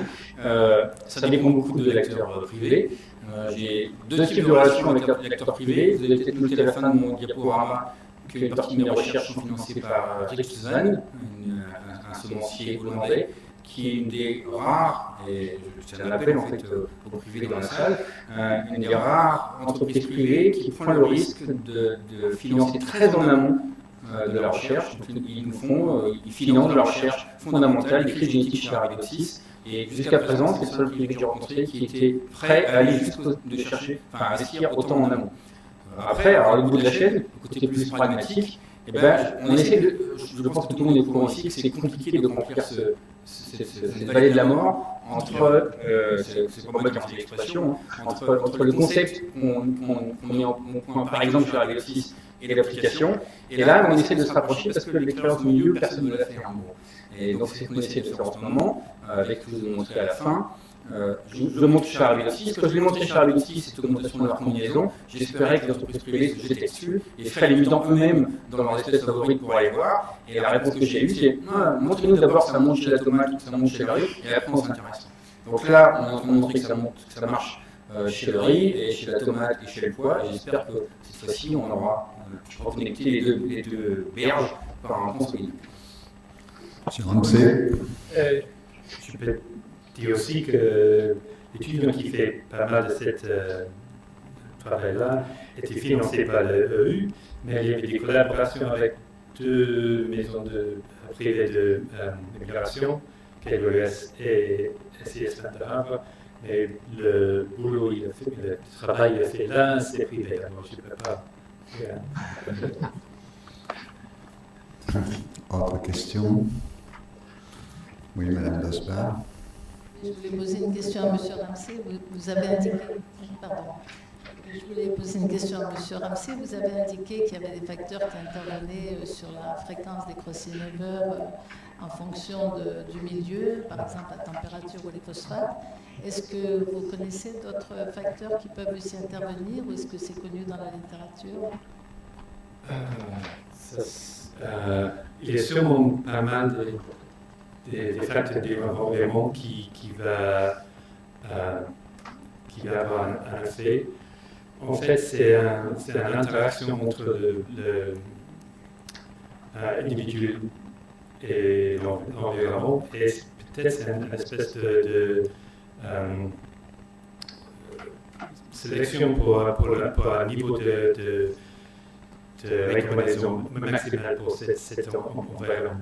Parce qu'on voit bien que c'est entre espèces côté de l'autre, comme Borbosum, Borbosum, il y a une autre distribution de recommandations, mais c'est parce que c'est pas un hybride plutôt qu'un hybride, c'est une autre façon de diriger ce génome. André Gallet.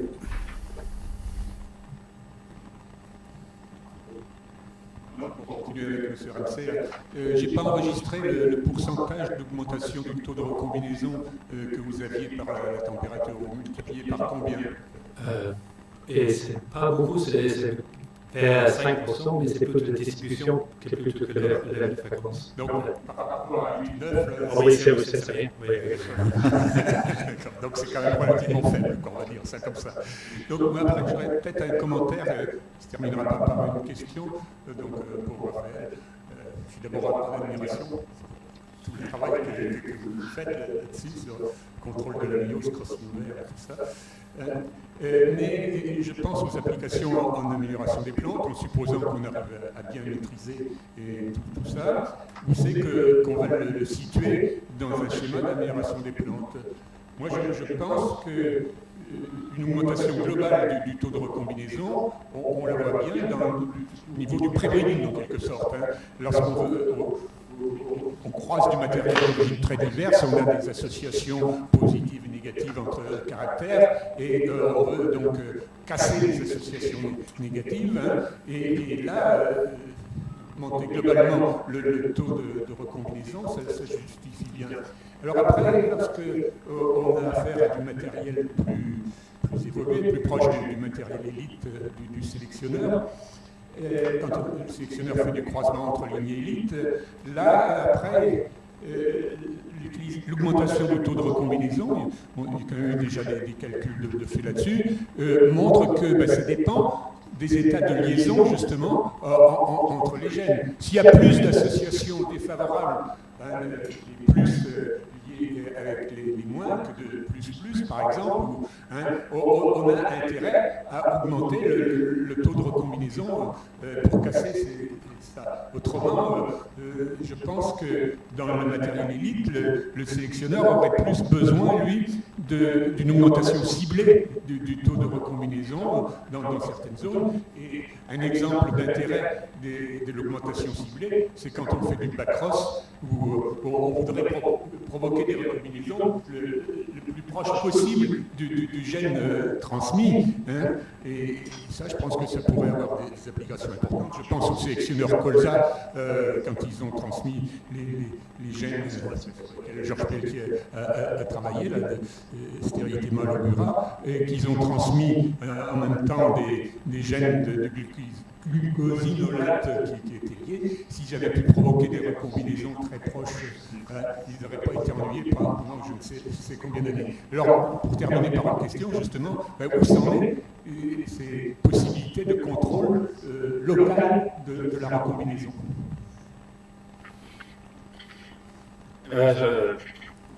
C'est des travaux qui sont en cours. Je ne crois pas qu'il y ait, à ma connaissance aujourd'hui, il n'y a pas de démonstration de capacité à diriger spécifiquement la recombinaison myétique des endroits précis du génome. C'est clairement des choses qui sont en pleine ébullition. Un travail de base qui a été fait chez Cerisier, c'est le fait de déplacer ce pont et de l'emmener artificiellement ailleurs, change les cartes de crossing over, et c'est des travaux qui sont en cours de transfert en ce moment même chez les espèces cultivées. Donc ça, c'est une des possibilités d'amener Spore 11 et donc potentiellement la transformation des crossing over spécifiquement dans des régions particulières. À ma connaissance, il n'y a pas encore de démonstration que c'est possible chez les plantes, mais c'est des travaux qui sont en cours. C'est peut-être que c'est le cas sans que je sois au courant. Oui. Probablement le CRISPR aussi, mais le CRISPR ça fait des cassures, ça fait la prise en charge de la même façon. C'est clairement des pistes qui sont en pleine évolution, explorées par plein d'équipes. L'avenir va être intéressant. Ça évolue très rapidement. Madame Duquet.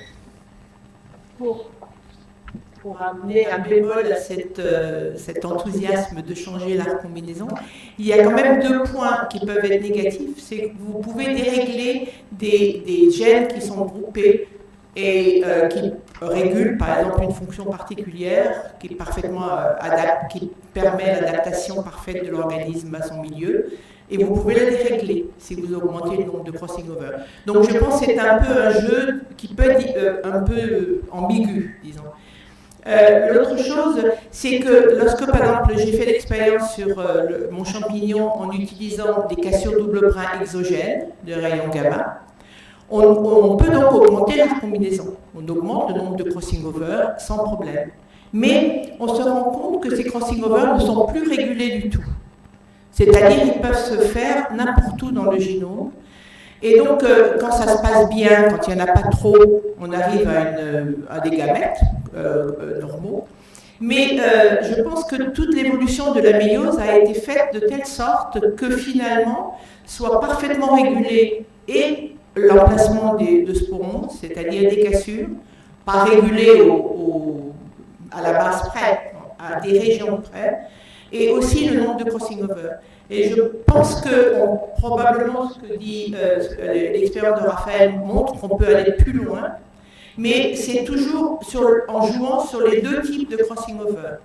Et si on enlève les crossing over interférents, on va enlever le crossing over obligatoire. Et donc je pense que c'est très bien de jouer sur c'est pas pour être négative, hein, mais je pense qu'il faut avoir en tête le fait que ça peut être quand même dangereux de trop augmenter la combinaison au défaut. Ça peut peut-être améliorer un peu, mais je ne suis pas sûre que pour l'espèce, ce soit un plus. Moi, je trouve bien un commentaire là-dessus. Si on obtient plus, on va créer des monstres, mais les plantes cultivées sont des monstres. D'un point de vue évolutif. Ce sont des exceptions, ce sont des cas qui sont pas viables naturellement sans la patte de l'homme. Je voulais juste rebondir sur ce que disait André Gay tout à l'heure. Alors, je suis parfaitement d'accord avec tous ces commentaires, peut-être parce que j'ai moi-même été formé à l'agro par un certain André Gay, qui fait la boucle. Effectivement, augmenter la recombinaison, très probablement, il faut le faire en pré-breeding ou en tout début de breeding. Donc l'avenir aussi pour l'application, c'est d'être capable d'induire ou d'éteindre. D'induire cette augmentation puis de l'éteindre. Alors, à volonté, aujourd'hui, la solution la plus simple, c'est simplement la ségrégation, c'est des mutations qui sont accessibles, donc on peut simplement envisager un plan de croisement un peu complexe. S'il y a une mutation cellulaire, s'il y en a 2 ou 3, ça commence à être plus compliqué, mais simplement ségrégeant la mutation, on peut augmenter la combinaison puis l'éteindre. Ce qui serait le rêve, mais on a déjà demandé il y a 20 ans de trouver un spray magique qui augmente la combinaison, je crois qu'on n'en est pas encore là. Yves Lespinès. Je reviens à la pierre philosophale. Il me semble que l'apomixie, au niveau des espèces végétales, c'est un caractère qui s'hérite. Je me souviens de travaux de Savidan, peut-être que Denise a dû le connaître, qui effectivement, travaillant sur une espèce tropicale, avait donc établi l'hérédité de ce caractère. Dans l'espèce que je connais bien, le pommier, au sein du genre pommier, le pommier cultivé n'est pas apomictique. Par contre, il y a au sein du genre des espèces qui sont apomictiques. J'ai mémoire d'une espèce tétraploïde, mais de plusieurs espèces triploïdes. Donc là, effectivement, le mécanisme, ce serait intéressant de voir comment on peut arriver à des espèces triploïdes apomictiques. Et justement, l'une de ces espèces, pour revenir à la pierre philosophale, a été retenue par une collègue allemande pour en faire un porte-greffe du fait de ce caractère apomictique, mais qui n'est pas à 100%. Du fait de ce caractère apomictique, elle a proposé cette espèce comme porte-greffe qui, au lieu de passer par le marcottage, qui est une opération un peu lourde, permettait de semer effectivement des graines de cette espèce pour en faire un porte-greffe. Donc merci pour peut-être dans l'explication du niveau de ploïdie que j'ai jamais élucidé. Alors, un commentaire, effectivement, il y a un certain nombre d'espèces qui sont apomictiques, et dans plusieurs espèces, il a été montré que c'était contrôlé assez simplement génétiquement. Dans plusieurs cas, simplement par 2 loci, un qui contrôle la parthénogenèse et un qui contrôle la mitose à la place de la méiose. Jusqu'à présent, il n'y a rien de publié, mais je crois qu'il y a des choses dans les tuyaux pour identifier les gènes qui sont derrière. Les gens qui ont essayé d'identifier les gènes qui sont derrière, en gros, c'est l'approche alternative. Soit elle construit des novo, et c'est l'autre approche, soit on comprend comment ça marche dans les espèces apomictiques pour pouvoir ensuite les transférer. À chaque fois, ils sont heurtés sur des problèmes génétiques un peu complexes, de type polyploïdie et de type région qui ne recombine plus, le locus de l'apomixie, qui est dans une région hétérochromatique hyper divergente, dont la taille est plus grande que le génome d'Arabidopsis. Donc voilà, c'est des choses qui sont toujours en cours, mais c'est pas si simple de se dire je vais cloner les gènes de l'apomixie, manifestement, c'est compliqué. Et dans le cas du maïs, effectivement, des tentatives d'introgression depuis une espèce apparentée au maïs pour amener le caractère apomictique a aussi échoué pour des raisons qui sont un petit peu obscures, mais probablement à cause d'un déterminisme génétique plus complexe, saute un gène, mais enrobé dans une variation génétique qui est la conséquence secondaire de l'apomixie. Si autre question, oui monsieur.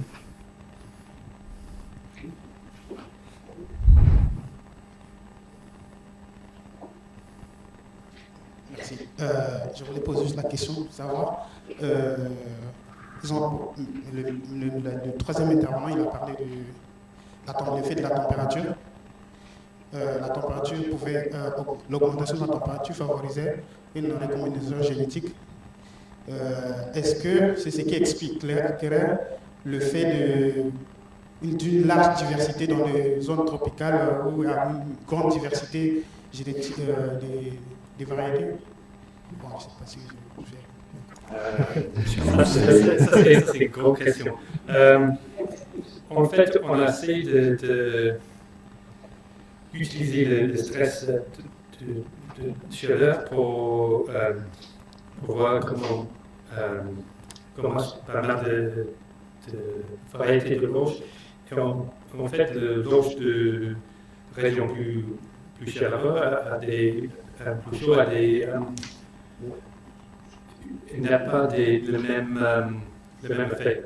En fait, peut-être s'il y a les adaptations au niveau l'environnement, peut-être dans les loges de pays plus chauds, n'a pas cette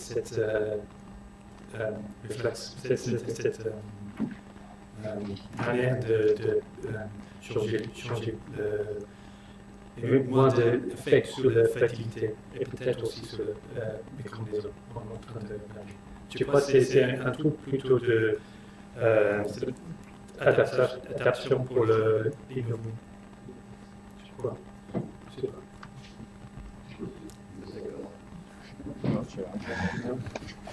Bon, monsieur.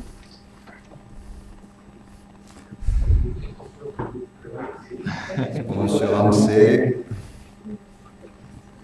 Parce que chez Arabidopsis, on a vu qu'en combinant les mutants... Pouvez-vous vous lever, je vous prie?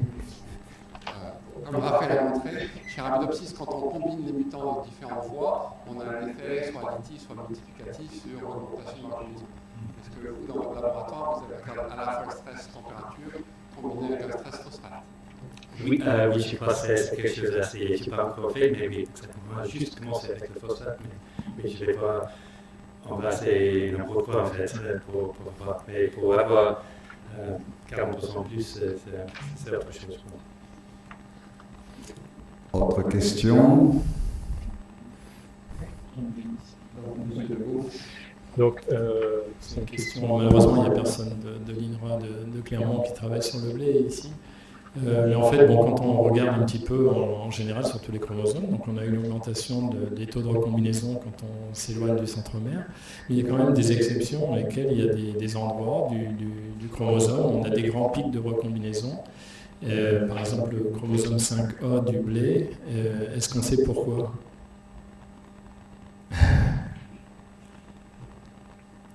Pourquoi il y a ces régions où d'un coup il y a un grand pic de recombinaison? C'est l'origine de ces... En fait, on ne sait pas bien pourquoi autour c'est misé. Oui. Plutôt. Ah oui, d'accord. Georges, tu apporteras un complément peut-être en conclusion. Madame Ziclair? Non, je n'ai pas de réponse à ça. Je pense qu'effectivement, il faudrait regarder de l'hétérochromatine dans la région qui encadre cette région. Et donc, ça peut faire un mouvement, je ne sais pas. On pourrait utiliser avec des protéines comme le MLH1, toutes les protéines de recombinaison, on pourrait peut-être essayer de voir s'il y a une localisation préférentielle liée à la présence ou non d'hétérochromatine. Il y a un autre exemple où on peut changer la distribution de la recombinaison, c'est par exemple tous les gens qui ont étudié des translocations qui existent aussi chez les plantes. Lorsqu'on regarde une translocation réciproque, il y a donc une croix de translocation où il n'y a pas de recombinaison, alors que normalement il y avait de la recombinaison dans cette région lorsque le chromosome n'était pas transloqué. Et en fait, il y a une compensation du nombre de crossing over de part et d'autre des bras à translocation. Donc on a la croix de translocation, on a 0 crossing over au milieu alors qu'on devrait en avoir 1 ou 2 dans cette région chromosomique sans translocation.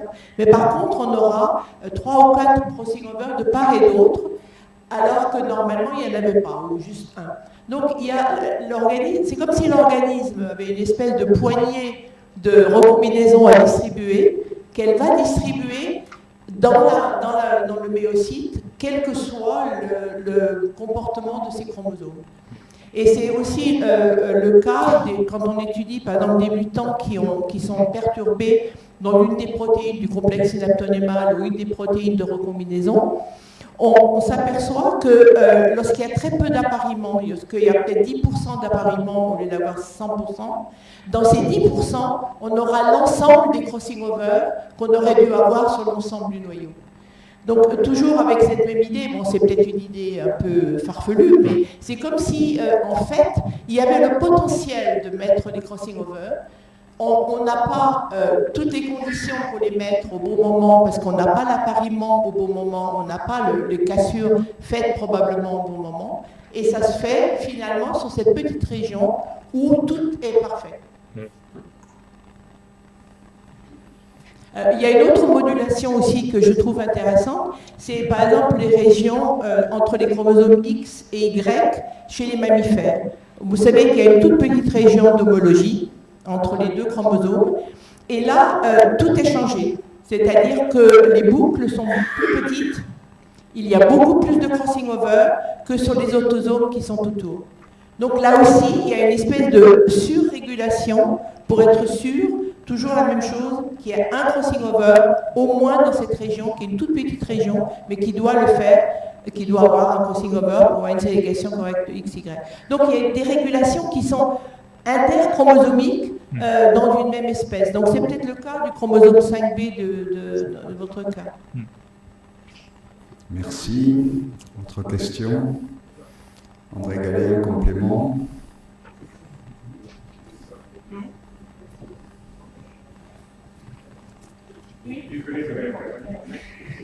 Non, moi je voulais revenir sur l'optimum du nombre de combinaisons par chromosome. Bon, 1, c'est le minimum pour que la méiose se passe bien, mais est-ce qu'on ne peut pas dire quand même que justement, s'il y en a trop, la méiose va mal se passer d'une certaine façon? Enfin, je ne sais pas, c'est une hypothèse que j'imagine. Et alors après, moi je prolonge cette observation et cette question par une autre. Mais quel est le sens du regroupement des gènes sur un même chromosome? Et au-delà de ça, quel est le sens du nombre de chromosomes?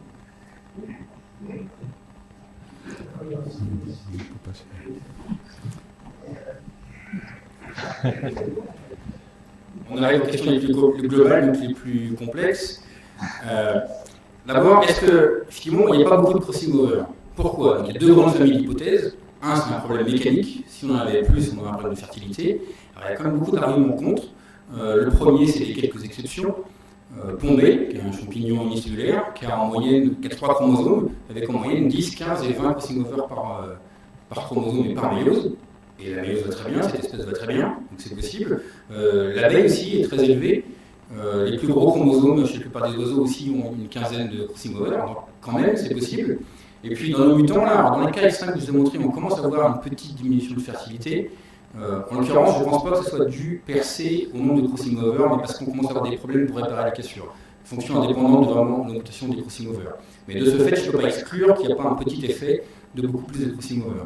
Mais dans les cas plus intermédiaires, type RECQ4, on a déjà 3 à 4 fois plus de crossing over, on ne voit pas d'effet du tout sur la fertilité. Donc 3 à 4 fois plus, c'est déjà complètement hors de la gamme de la variation qu'on voit intérieur-cariote. Donc j'aurais tendance à penser que l'hypothèse mécanique n'est pas la bonne. Donc qu'est-ce qui reste comme hypothèse? Et bien, l'autre hypothèse, c'est celle qui implique toutes les questions que vous avez évoquées, l'hypothèse génétique. Trop combiner, ce n'est pas une bonne idée. Génétiquement, de trop mélanger les allèles, ce n'est pas une bonne idée pour l'adaptation. Alors ce qui veut dire, effectivement, ça suggère qu'il y a peut-être des regroupements de gènes, des clusters de gènes qui, ensemble, créent une combinaison allélique qui est adaptée à l'environnement. Et l'équilibre, mais la modélisation ne marche pas très bien aujourd'hui pour montrer ça, mais l'équilibre serait dans un environnement stable. On a intérêt à ne pas trop mélanger pour garder les combinaisons qui ont été sélectionnées dans les générations précédentes. En revanche, face à une nouvelle pression de sélection, là on aura intérêt à combiner. Alors peut-être que les différentes espèces qu'on a vues là sont dans différentes phases de cette évolution de leur combinaison. Et que dans la plupart du temps, le niveau de stabilité de l'environnement pousse vers un assez bas niveau de combinaison.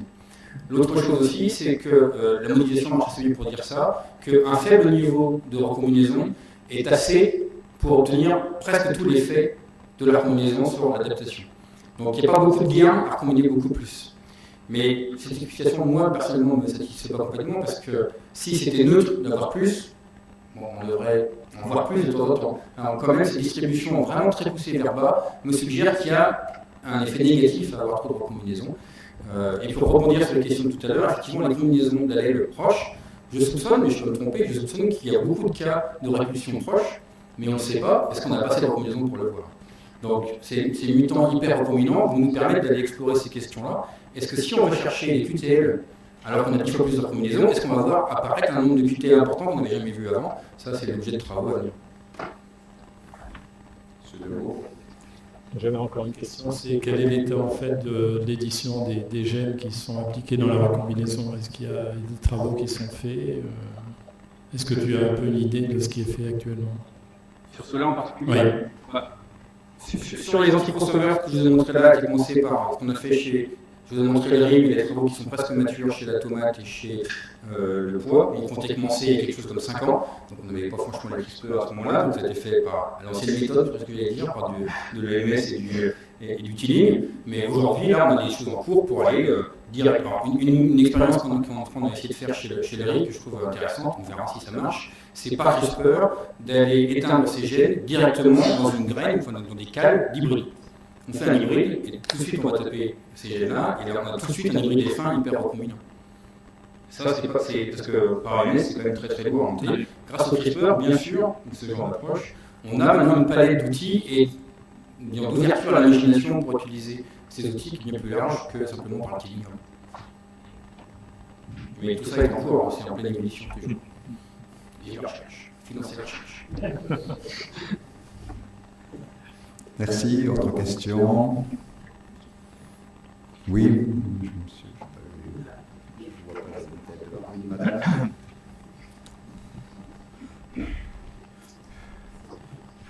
Alors, bonjour à tous et à toutes.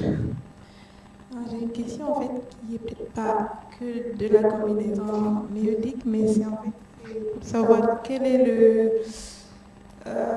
l'intérêt en fait de faire de la combinaison méiotique. Quel est l'enjeu en fait pour l'alimentation de demain, surtout ça en matière végétale.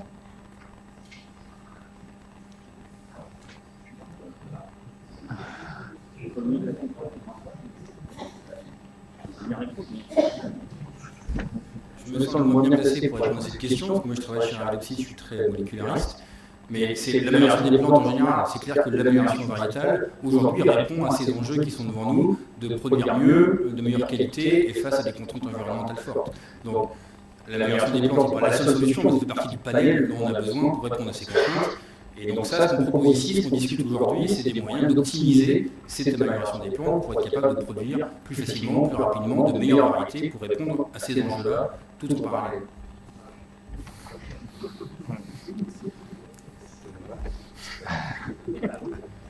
Autre question? Oui, monsieur. Je ne vois pas derrière.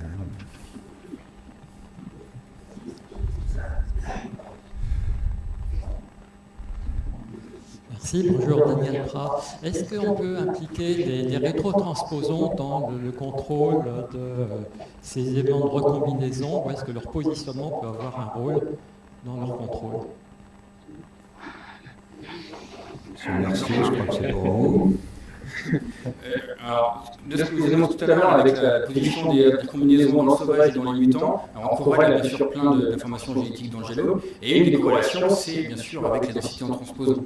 La densité en transposons est aussi corrélée au niveau de l'utilisation générale de la région, et les centromères, tout ça est un peu connecté à tout le monde. Ce qui est clair, c'est que l'hétérochromatinisation, qui est liée beaucoup à la densité en transposons, inhibe la combinaison. Donc ça, c'est un des facteurs. Si on est très hétérochromatiniens, on est complètement fermé, on n'a pas accès à sporose, on n'a accès aucunement à la machinerie pour faire de la combinaison. Mais ça n'explique pas tout sur ces régions péricentomériques. J'ai au moins deux contre-exemples pour ça. D'une part, chez les cerisiers, où il n'y a pas d'hétérochromatine péricentomérique, et pourtant il y a une inhibition de la combinaison autour du centromère, donc il y a autre chose. Il y a même maintenant quelques travaux récents qui ont montré qu'il y avait des protéines spécifiques du centromère qui inhibaient la combinaison. Il y a un mécanisme actif qui, je pense, se surimpose sur deux couches supplémentaires, qui est l'hétérochromatinisation et les facteurs anti-crossing-over qui sont encore une troisième couche. Il y a au moins trois couches, à mon avis, pour ces régions hétérochromatiniennes, ou péricentomériques, pour limiter la combinaison. Très bien. Est-ce qu'il y a d'autres questions? Non? Bon, bien, je pense qu'on va clore le débat en remerciant donc Madame Ziegler, M. Mercier et M. Ramsey pour l'exposé et surtout également pour les réponses à toutes les questions qui leur ont été posées. Donc il appartient maintenant à notre confrère Georges Pelletier de conclure cette séance. Donc, quelques mots de conclusion. Nous avons vu que le cycle perpétuel méiose, gamètes, fécondation, méiose, et ainsi de suite, est propre aux eucaryotes. La méiose y joue un rôle essentiel dans la redistribution d'informations génétiques qui conduit aux gamètes. Redistribution des chromosomes, paternels et maternels, mais aussi et surtout en combinaison entre ces chromosomes, processus complexe qui a fait l'objet de cette séance. Alors ces échanges d'ADN entre chromosomes reposent sur des mécanismes moléculaires que partagent champignons, animaux, végétaux, et donc une grande partie des acteurs ont été, comme on l'a vu au cours des exposés, récemment dévoilés par l'étude d'organismes modernes. Il demeure cependant encore énigmatique sur plusieurs points, comme par exemple la reconnaissance des chromosomes homologues, en particulier pour les génomes qui dérivent depuis plus ou moins longtemps d'hybridation interspécifique et qui sont assez courants chez les plantes cultivées. Le fait qu'on a beaucoup discuté, que quelle que soit l'espèce, fongique, animale, végétale, quel que soit le chromosome, sa taille, le nombre d'échanges est maintenu à un niveau pratiquement identique et très bas, en comparaison du nombre de sites de coupure de l'ADN qui préparent à ces échanges et du choix systématique de l'homologue pour les réparer. Optimum évolutif, l'hypothèse de Raphaël, ou conséquence d'une machinerie partagée.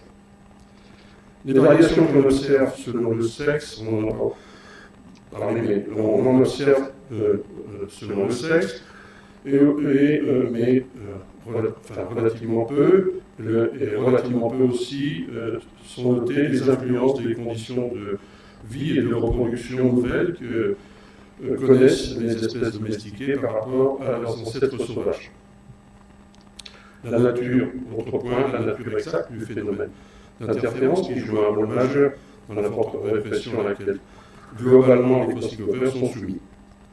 Processus ancien, je ne sais pas, 2 milliards d'années, quelque chose comme ça, mais qui n'est pas immuable, en particulier dans sa régulation, dans la mesure où on peut obtenir des mutations de certains gènes qui entraînent une augmentation de ces échanges, sans incidence notoire sur le déroulement de la galactogénèse, la fertilité et le développement de l'organisme.